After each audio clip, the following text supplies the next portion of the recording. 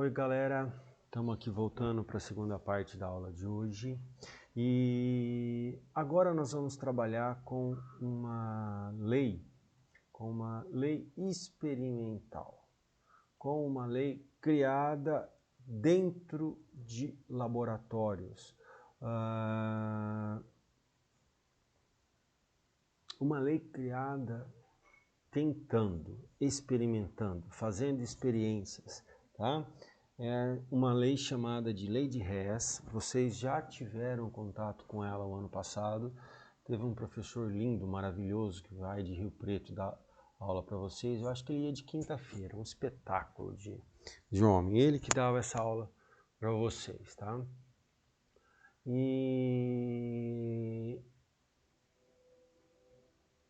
é a mesma coisa que brincar de quebra-cabeça.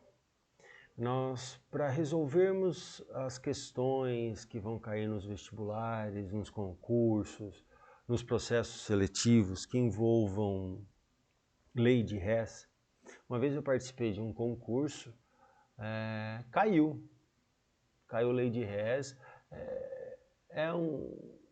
são questões que se o aluno pegar o jeitão dela, ele não precisa estudar mais para trabalhar com lei de Hess.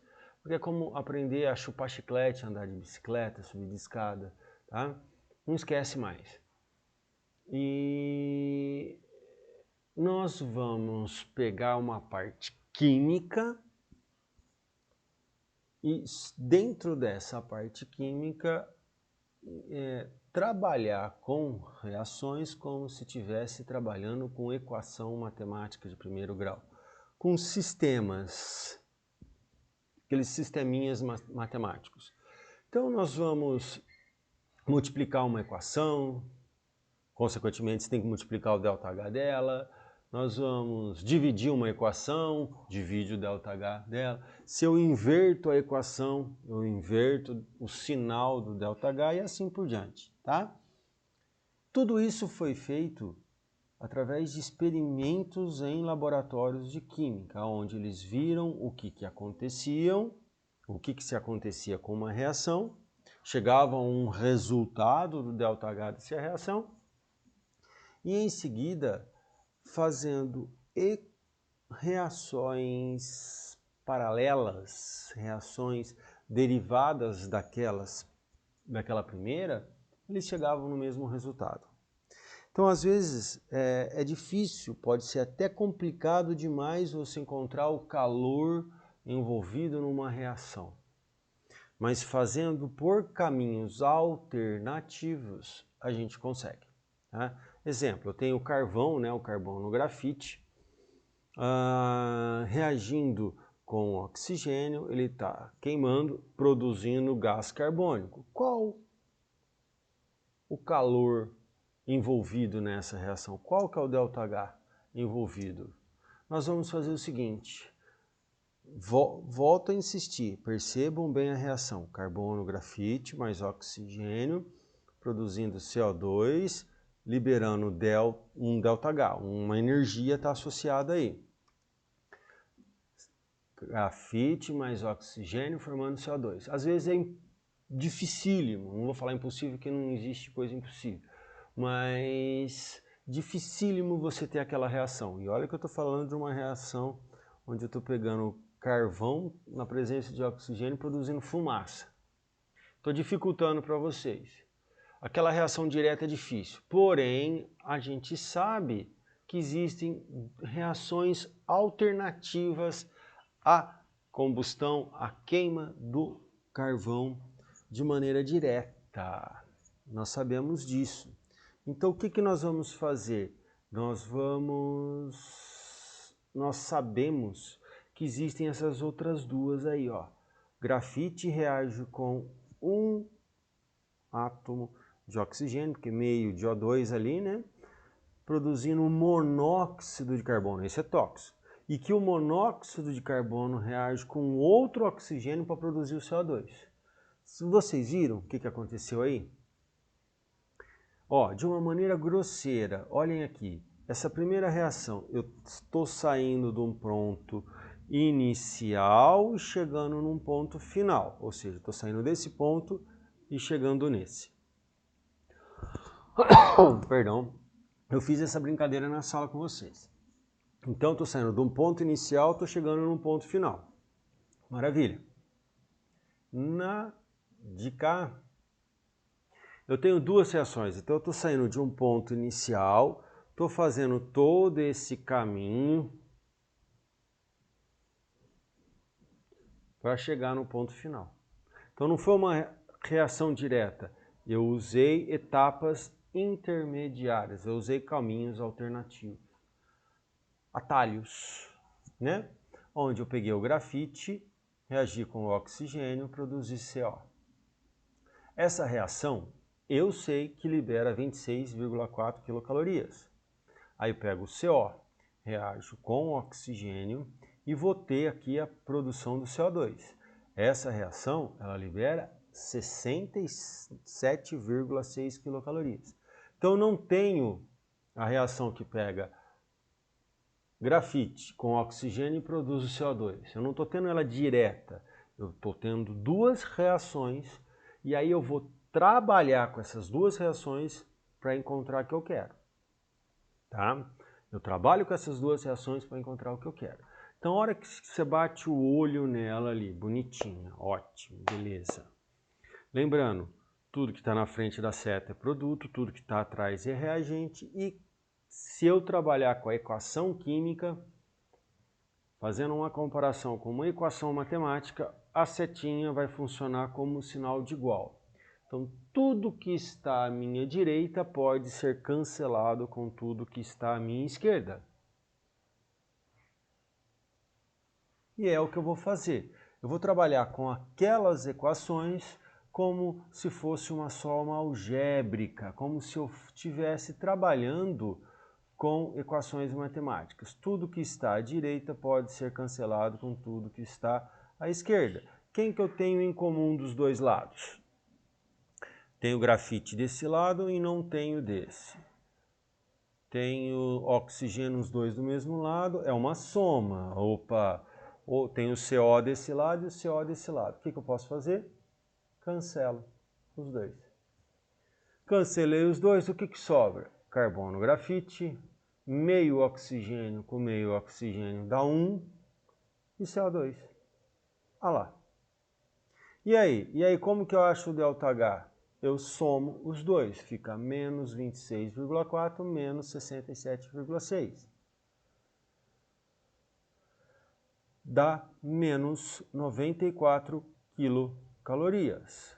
Esse é o valor da reação de queima do carbono grafite.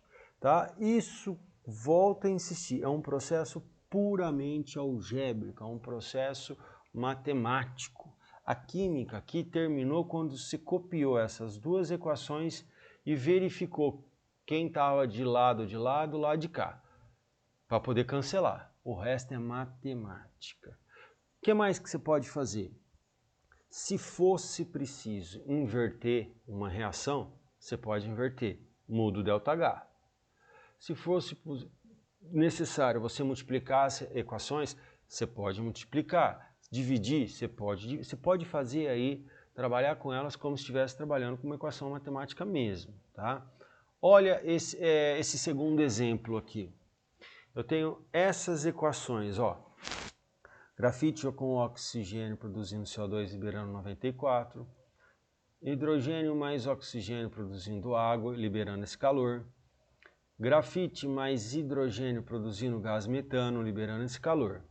Eu quero que vocês cheguem nessa reação de baixo, a partir das 3 de cima. Isso é lei de Hess. Essa daqui eu não consigo determinar o valor da energia dela diretamente, eu não consegui montar uma experiência no laboratório para calcular esse valor. Porém, eu sei de experiências anteriores com equações que, se eu combinar, eu chego a essa. Ah, então eu vou fazer isso.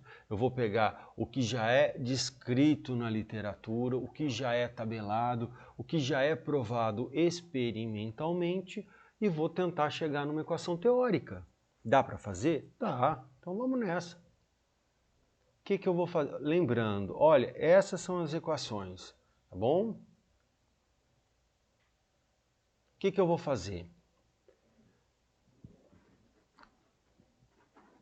Essa é a primeira, carbono, grafite mais oxigênio produzindo CO2, hidrogênio mais oxigênio produzindo água, grafite e hidrogênio produzindo gás metano. E a equação, o problema é essa, tá? Então eu tenho que arrumá-las. Então, antes de fazer essa arrumação, para ficar fácil para a gente, nós vamos identificar isso como um algarismo romano.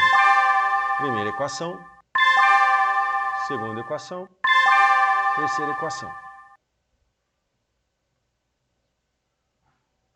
O que eu vou fazer? Eu vou manter a primeira equação, porque vamos fazer uma análise antes. Se eu tenho que ter o gás metano nos reagentes, aqui ele está no produto. Tenho que fazer alguma coisa. Outra coisa é que eu tenho oxigênio. Opa, oxigênio. Maravilha. E 2 oxigênios. Desse lado, eu tenho 1,5.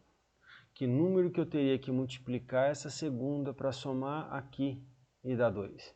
Tenho 1, beleza, mais meio, não, e meio. Se eu multiplicar essa segunda equação por 2, aqui vai ficar 2, 1 e 2. E aí, 1 com 1, maravilha. Olha, e aparecem as duas águas aqui.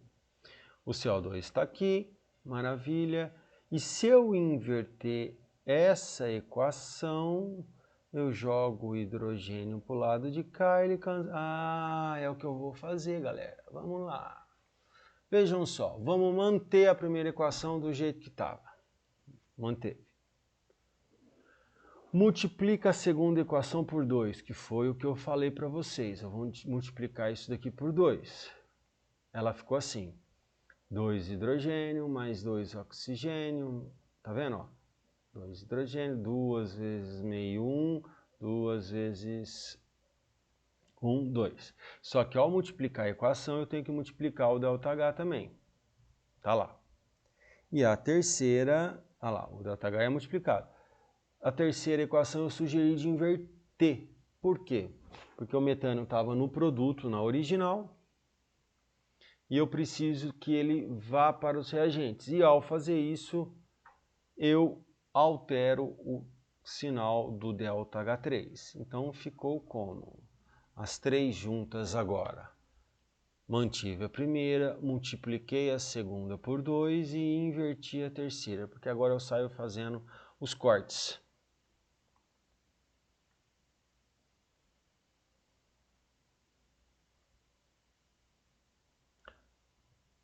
Carbono, grafite com carbono, grafite. Hidrogênio com hidrogênio. E sobrou o quê? Metano, 2 oxigênios, CO2 e água. E aí, soma tudo. Menos 94 com menos 136,8 com mais 17,9. Eu chego nesse resultado. Tá? Opa, desculpa. Chego nesse resultado aí. Ótimo. Pessoal, a lei de Hess é uma lei de tentativa. Você tem que tentar. Tem que tentar. Trabalhar com as equações que eles te deram, né, como nós fizemos aqui em cima, a fim de chegar na equação do seu problema.